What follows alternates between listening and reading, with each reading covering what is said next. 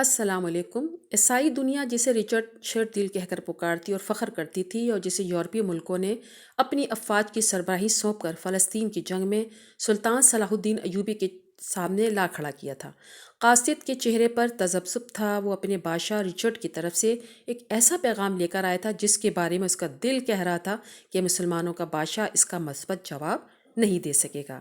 سلطان صلاح الدین ایوبی نے بادشاہ رچرڈ کا پیغام پڑھا، پھر قاصد پر ایک نگاہ ڈالی جس کی گھبراہٹ میں مزید اضافہ ہو گیا تھا۔ انہوں نے قاصد کی ذہنی حالت بھانپ لی تھی اور مسکراتے ہوئے نرم و خلیق لہجے میں جواب دیا، بادشاہ رچرڈ سے کہہ دیجیے ہمیں ان کی درخواست منظور ہے۔ ہم اپنے فوجی کمانڈروں کو ابھی حکم بھجوا دیتے ہیں۔ ہمیں یقین ہے کہ 7 روز تک مکمل جنگ بندی کے عارضی معاہدے پر رچرڈ اور ان کی افواج بھی پوری طرح عمل کریں گے۔ صلیبی افواج کی طرف سے کوئی چھیڑ خانی ہوئی تو پھر ہم یہ درخواست رد کر دیں گے۔ سلطان صلاح الدین ایوبی نے قاصد کے سراپے کا بھرپور جائزہ لیتے ہوئے کہا، ہماری طرف سے رچرڈ کو مبارکباد بھی پیش کر دیں کہ وہ ایک اہم فریضے سے سبکدوش ہو رہے ہیں۔ قاصد کے چہرے کا اضطراب دور ہو چکا تھا۔ وہ سوچ بھی نہیں سکتا تھا کہ مسلمانوں کا سلطان اتنا فیاض بھی ہوگا۔ دل ہی دل میں وہ یہ بھی سمجھتا تھا کہ اگر ایسی درخواست سلطان صلاح الدین ایوبی کی طرف سے بادشاہ رچرڈ کی خدمت میں پیش کی جاتی تو اسے حقارت سے ٹھکرا دیتا، بلکہ اسے ساری دربار میں سنا کر اس کا مذاق اڑاتا۔ سلطان صلاح الدین ایوبی نے رچرڈ کی درخواست قبول کر کے فیاضی کا ایسا ثبوت پیش کیا تھا جس کا تصور بھی اس عیسائی قاصد کے لیے محال تھا۔ رچرڈ اپنی بیٹی ماریہ کی شادی کرنا چاہتا تھا۔ شادی کے جشن کے لیے اس نے عین اس زمانے میں 7 روز کے لیے جنگ بندی کی درخواست کی تھی جب صلیبی جنگیں اپنے زوروں پر لڑی جا رہی تھیں۔ شاہ رچرڈ کے علاقے اور حلقے میں شادی کی تیاریاں زور و شور سے ہونے لگیں۔ تھکے ماندے سپاہیوں کو بھی سستانے کا موقع مل گیا۔ عیسائی کیمپ میں فوجی شب و روز شراب پیتے اور رقص و سرور کی محفلیں برپا کرنے لگے۔ سلطان صلاح الدین ایوبی کے سپاہی آرام کرتے اور اپنے اللہ کی عبادت میں مصروف دکھائی دیتے۔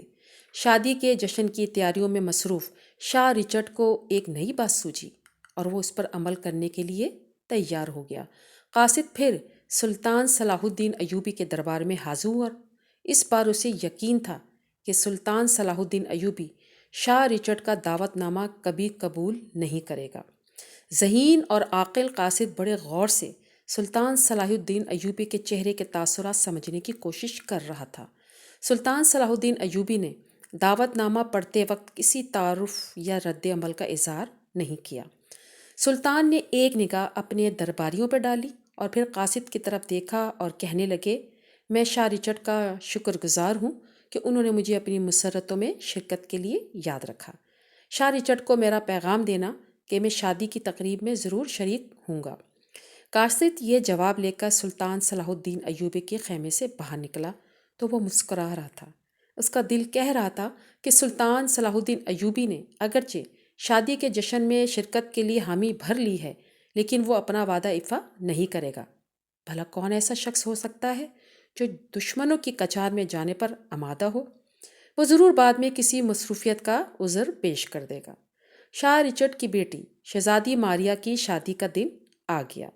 پورے طقس و احتشام سے عیسائی طریقے کے مطابق شہزادی کی شادی ہوئی۔ رات کو شادی کی خوشی میں جشن کی تقریب منعقد ہونے والی تھی اور اس میں سلطان صلاح الدین ایوبی کو شرکت کے لیے دعوت بھیجی گئی تھی۔ شام سے پہلے ہی صلیبی کیمپ کا گوشہ گوشہ قمقموں اور روشنیوں سے جگمگانے لگا۔ سپاہی شراب پی رہے تھے، ناچ اور گا رہے تھے۔ شاہ رچرڈ کے خیمے میں اس کے درباری جرنیل اور عزیز و قارب جمع ہو چکے تھے۔ شہزادی ماریہ اپنی سہیلیوں کے جھرمٹ میں نئی نویلی دلہن بنی بیٹھی تھی۔ شاہ رچرڈ بولنے لگا۔ وہ اپنی شجاعت کے قصیدے خود ہی پڑھ رہا تھا، بار بار اپنے سامعین کو کہہ رہا تھا کہ سلطان صلاح الدین ایوبی نہیں آئے گا، اس میں ہمارے کیمپ کا رخ کرنے کی جرت کہاں۔ سلطان صلاح الدین ایوبی نے اپنے کیمپ میں بڑے اطمینان اور خشوع و خضوع سے عشاء کی نماز ادا کی۔ نماز سے فارغ ہو کر وہ خیمے سے باہر نکلے جہاں ایک خادم ان کا خاص گھوڑا لیے موجود تھا۔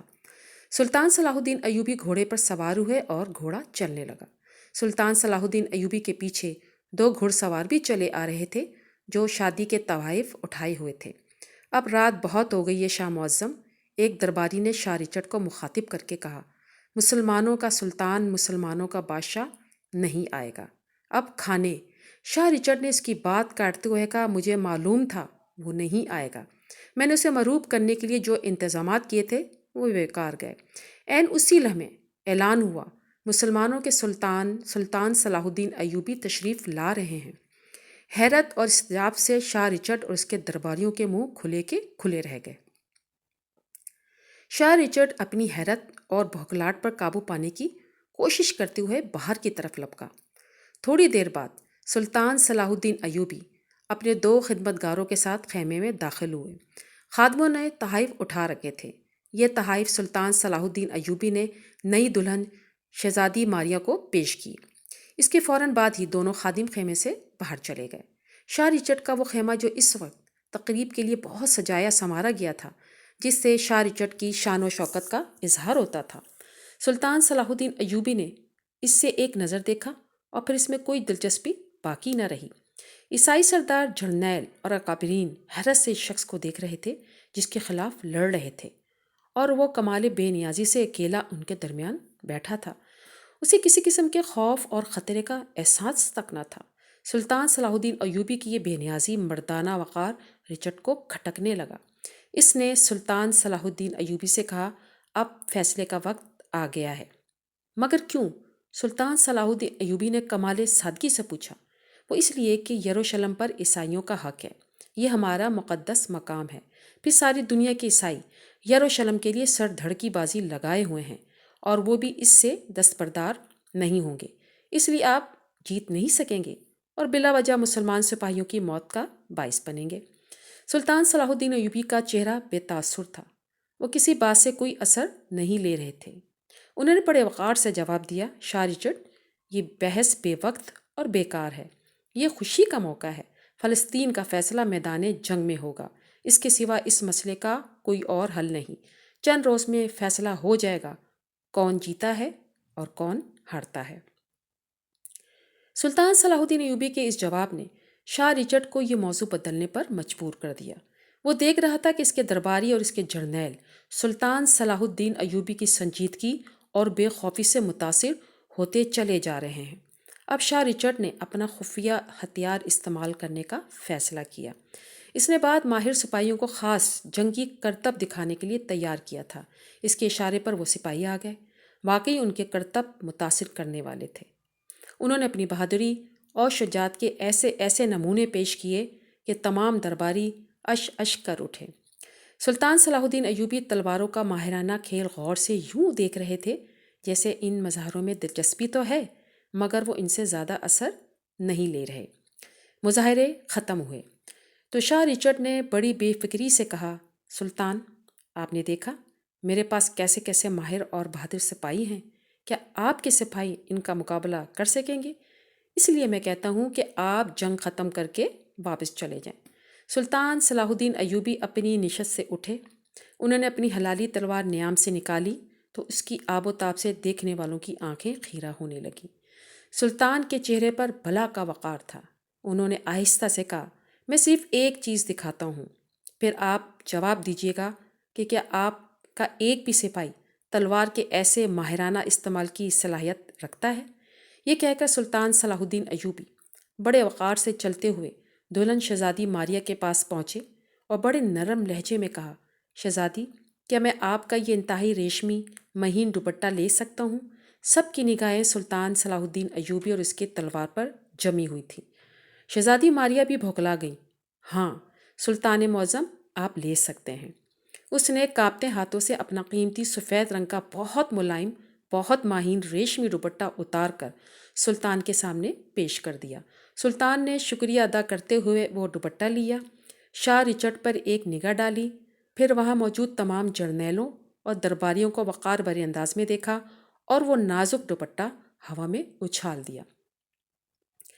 اس سے پہلے کہ وہ دوپٹہ زمین پر آتا، سلطان نے لپک کر اس پر اپنی تلوار سے وار کیا اور وہ 2 ٹکڑے ہو گیا۔ سلطان صلاح الدین ایوبی نے اپنی تلوار نیام میں ڈالتے ہوئے کہا، کیا شاہ رچرڈ، آپ خود یا آپ کی فوج میں کوئی ماہر تیز زن ہے جس کی تلوار ایسے نرم اور مہین دوپٹے کو کاٹ سکے، کوئی ہے تو اسے کہیے کہ آئے اور اس کا ثبوت پیش کرے۔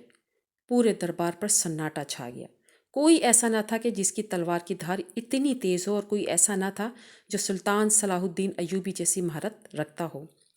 سلطان صلاح الدین ایوبی متانت اور وقار سے کھڑے رہے کہ جب کوئی نہ آیا تو انہوں نے جانے کی اجازت چاہی، اور اعتماد کے ساتھ قدم اٹھاتے ہوئے اکیلے ہی خیمے سے باہر نکل آئے۔ اللہ رب العالمین ہم سب کو بھی ایسا ہی جذبہ ایمان عطا فرمائے، آمین۔